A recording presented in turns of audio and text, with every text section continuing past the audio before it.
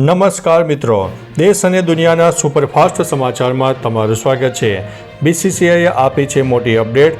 શ્રેયસ અય્યરની ઈજા ગંભીર, પણ સર્જરી નથી કરાઈ, હવે ખતરાની બહાર આવ્યા હોવાનું જાણવા મળ્યું છે।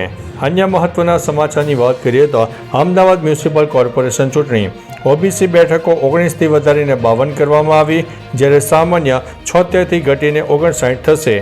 મુરતિયાઓમાં અત્યારે થનગનાટ જોવા મળ્યો છે। અન્ય મહત્વના સમાચારની વાત કરીએ તો એસઆઈઆરને કારણે ગુજરાતમાં સ્થાનિક સ્વરાજ્યની ચૂંટણીઓ પાછી ઠેલાશે। જાણો શંકાસ્પદ મતદારો મુદ્દે ક્યારે સ્પષ્ટ થશે ચિત્ર। અન્ય મહત્વના સમાચારની વાત કરીએ તો જૂનાગઢમાં ગુજરાતના મંત્રીને ખેડૂતોની વેદના નહીં પણ દેખાડામાં રસ। પ્રદ્યુમન વાજા ગમબૂટ પહેરીને અસરગ્રસ્તોને મળ્યા હતા। અન્ય મહત્વના સમાચારની વાત કરીએ તો ગુજરાતમાં લખવાના 10માંથી 4 દર્દીની ઉંમર 50 વર્ષથી ઓછી છે। દરરોજ સરેરાશ 35 ઇમરજન્સી કેસ નોંધવામાં આવ્યા છે। અન્ય મહત્વના સમાચારની વાત કરીએ તો વધુ એક સંકટ, ભારે વરસાદ લાવતું અરબ સાગરનું ડિપ્રેશન ગુજરાત તરફ ફંટાયું છે।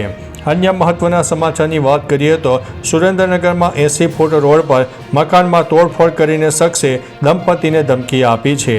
અન્ય મહત્વના સમાચારની વાત કરીએ તો આંધ્રપ્રદેશમાંથી પસાર થયું મોન્થા વાવાઝોડું, 110 કિલોમીટર પ્રતિ કલાકની ઝડપે પવન સાથે વરસાદ જોવા મળ્યો। વૃક્ષો અને વીજપોલ ધરાશાયી થયા છે, એકનું થયું છે મોત।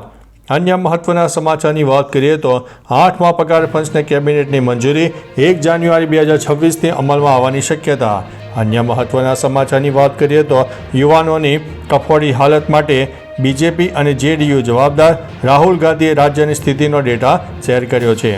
અન્ય મહત્વના સમાચારની વાત કરીએ તો કુદરતનો કહેર, આંધ્રમાં વાવાઝોડું ત્રાટકતા ભારે તારાજીના દ્રશ્યો સામે આવ્યા છે।